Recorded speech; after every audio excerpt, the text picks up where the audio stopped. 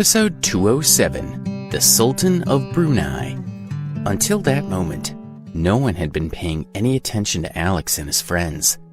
When Miriam pointed out that the girl with short hair had acne scars on her face and was quite unattractive, everyone started to whisper about her.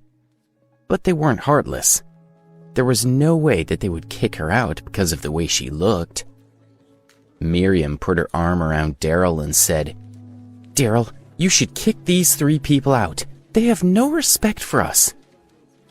Daryl said aloud to everyone, "Listen to me. These 3 are not good people." He pointed at Alex. "This guy grabbed my girlfriend in a restaurant 2 days ago. Luckily I was there, and I stopped him from doing anything else." Then he pointed at Philippa. "I really feel like this girl should know better than to hang out with this creep. My girlfriend knows her. They went to the same school. But clearly she's not making smart choices." He didn't even bother to comment specifically on Nellie. Instead, he gestured at all 3 of them and summed up his judgment, saying, "They shouldn't be here. They're bringing down the whole room." When they listened to Daryl's words, some people started to agree with him. One young volunteer said, "Mom, look at that boy's cheap clothes. I thought he was a good student in a work-study program, but it turns out that he's the sort of boy to push his luck with that beautiful woman." His mother agreed. "You're right, and the girl is just as bad. She looks so pretty, but why would she mix with such scum? She should be more careful about who she associates with." Her husband added, "Birds of a feather flock together. It's true, you know." Alex frowned and said to everyone, "Please don't believe their words. They're not telling you the whole truth. They have it in for me, so they're trying to stir up trouble, that's all." Miriam interjected, "Oh, please. How dare you claim that you didn't grab my hand that day?" Alex started to try to explain. "I grabbed your hand because..." But Daryl interrupted him. He said, "You heard me. This loser just admitted it himself. I think these 3 should leave now. Are you all with me?" "But we don't have the right to drive them out," said one boy. "Listen, I personally know the director of the U.S. Olympic Games. It's not a problem. I will give $2,000 to the first person to kick these 3 out. I will also give a further $2,000 to the Olympic Committee," Daryl said with a smile. "Really?" A portly man stood up excitedly. When he heard that the first person to volunteer would be given $2,000, he called out, "I'll help." When everyone realized that the portly man was going to be given the reward, lots of others started shouting out. "I'll do it," said one guy. "I'll come too," said his friend. "I want to help," said another. More than 10 young people rushed at Alex and his friends, wanting to kick them out so that they could get the reward. "What are you doing? Leave us alone!" Nellie exclaimed angrily. Philippa was frightened. She grabbed Alex's hand and whispered in horror, "Alex, what are we going to do?" Alex immediately stepped in front of the 2 girls, blocking everyone from reaching them. He held a stool above his head and waved it violently at the crowd. He managed to keep them a couple of yards away. Assessing the current situation, he realized that they could not stay there any longer. He thought, "If those guys really do kick us out, they could hurt the girls. I won't be able to stop them." He shouted, "Get out of the way. We'll leave by ourselves." "Alex, what a hero you are. Now suddenly you want to leave anyway. You're such a loser," Miriam said triumphantly with a smile. She raised her cell phone to Philippa's face. A video of the parade played on the screen. "Philippa, look. The whole of America, and probably the whole world, has just watched me leading the parade. Although you go to one of the best universities, you're just a menial volunteer. I bet for the rest of your life you'll never do anything as great as what I've done today. You should be dying of shame." Daryl also sneered. "You stupid loser. Now you want to leave by yourself?" He looked at the crowd and said, "Well, I won't let him. Listen to me. If you throw him out, I'll give you another 10,000. I bet you'd all like to earn that kind of money today." Suddenly, there was pandemonium. It was useless for Alex to wave the stool again. When they heard the amount that Daryl was offering, nothing would stop the young men from trying to earn it. They rushed at Alex and his friends, looking possessed. When Alex realized that he couldn't stop them, he threw down the stool and stood in front of Philippa and Nellie, trying to protect them. At that moment, the door of the hall opened, and a majestic voice boomed. "What are you doing?" Hearing the man's voice, everyone froze. Then they turned around. A middle-aged man walked into the crowd. His expression was livid. He said furiously, "You're here to help us run the Olympic Games, not to fight. Do you want me to throw you all out?" It was Sebastian Wade, the director of volunteers for the Washington Olympics and an important member of the organizing committee. He was responsible for the volunteers, the security guards, and other helpers. The volunteers knew that Sebastian held a lot of power. If he was dissatisfied with them, he would not only deduct money from their wages, but he would also fail their evaluations and prevent them from receiving any awards or preferential treatment from the school. All the work they had put in over the previous month would be in vain. "Mr. Wade, they're just having fun. They're young people," Daryl said politely as he approached Sebastian. "Daryl, you're here too. Hello," replied Sebastian. Then he turned to the volunteers and said, "We have an emergency in the opening ceremony. The Sultan of Brunei is due to give a speech on the rostrum later, but his translator is cancelled last minute. We're in desperate need of someone who can speak Malay.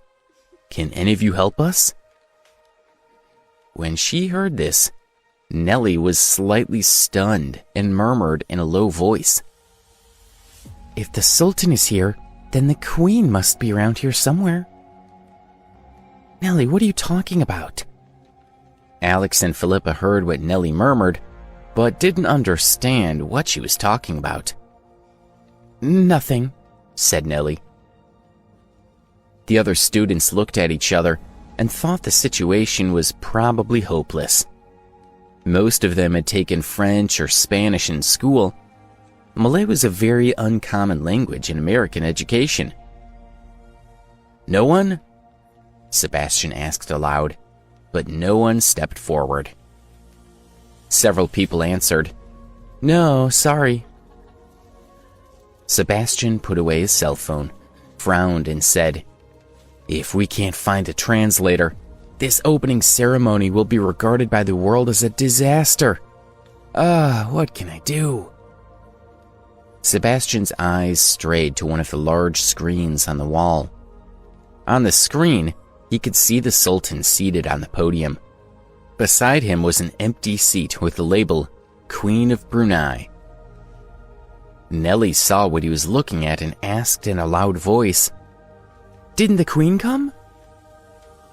Sebastian replied in a deep voice, "The Queen should also have been here, but she couldn't attend today." Nellie was happy. She grabbed Alex and whispered in his ear, "Tell him that you can speak Malay." "Huh?"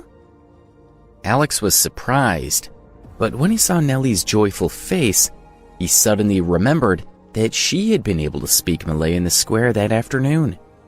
He couldn't figure out what she wanted now, but he trusted her. So he raised his hand and said in a loud voice, "Mr. Wade, I can speak Malay." Everyone looked at Alex, and Sebastian said with joy, "Really? That's wonderful. You'll be speaking with the Sultan. quickly, it's not too late. Come with me." Alex led Nellie and Philippa over to Sebastian. Miriam stepped up to them and said coldly, "Mr. Wade, this boy is lying to you. He and I are old classmates, and I know that he can't speak Malay." Everyone assumed that Alex had only said that he could speak Malay to give himself a chance to get away. They realized that if he managed to get out, they would lose their opportunity to earn money from Daryl. Other people quickly started to point at Alex. One said, "Mr. Wade, he can't speak Malay." "He's lying," said another. Someone else shouted, "He's a loser. He probably doesn't even know the English alphabet, let alone speak another language. Don't let him leave." Sebastian looked at Alex's shabby appearance and cheap clothes and started to have some doubts. However, under such circumstances, he had no option but to take a risk. Some of the Sultan's subordinates were also there waiting for him to resolve the problem. He frowned but quickly made a decision. He turned to Alex and said, "You come with me." Alex, Nellie, and Philippa followed Sebastian to the main office of the Olympic Committee. The chief director was frowning, but when he saw that Sebastian had brought someone who could speak Malay, he was overjoyed. He pulled Alex toward the two Brunei subordinates and asked him to speak with them. "Well, I don't know what to say," Alex said with an embarrassed smile. "What?" The chief director was furious. Alex said quickly, "You don't have to be angry. I don't have anything to say, but my friend does." Then he pushed Nellie to the front. Nellie and the two subordinates understood each other perfectly. The chief director and Sebastian were relieved. Nellie looked at the chief director and said, "I'm happy to translate, but I don't want to be on the camera directly. Please let Alex stand on the podium and be filmed. I'll dress up as a mascot and whisper the words to him. Is that okay?" The chief director nodded. He had overheard some of what Daryl had said about Nellie and thought the girl might be self-conscious about her appearance. He was happy to have her wear a disguise if it meant she would serve as a translator. "Director, I think we should also have a Spanish translator next to me. Spanish is the second most spoken language in the US, after all. Is it okay if my friend also comes up on the podium?" Alex said to the director. Thinking of the way that Miriam had ridiculed Philippa, he wanted to give her the opportunity to use her language skills in front of the world. That would show which of them deserved to look down on the other. Okay. The director agreed, and immediately sent Alex and Philippa to have their clothes and makeup done. Alex and Philippa quickly dressed and had their makeup done. Nellie put on the costume of the mascot, which was a bald eagle. No one would be able to recognize her with the head part of a costume covering her face. It was soon time for the Sultan to speak. The director asked the organizers to lead Alex and Philippa into position next to the Sultan. Standing on the podium next to the Sultan, Alex felt very excited. He was impressed with the dignified appearance of the Sultan. It all felt like he was in a trance or a dream. He found it difficult to believe that it was all really happening. A voice announced, "Next, let's welcome the Sultan of Brunei." Thunderous applause broke out in the stadium.